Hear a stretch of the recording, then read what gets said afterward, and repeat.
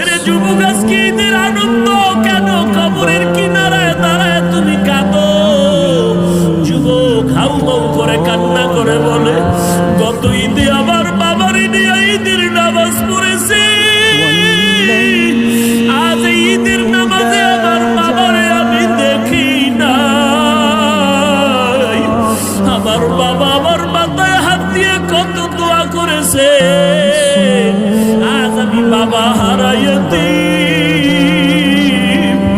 অন্য সন্তানেরা যখন আব্বা বলিয়া ডাক দেয়, আমার কলিজায় বড় ব্যথা পায়। আমি এখন আর মোহাম্মদে আব্বা বলে কাউকে ডাক দিতে পারি না।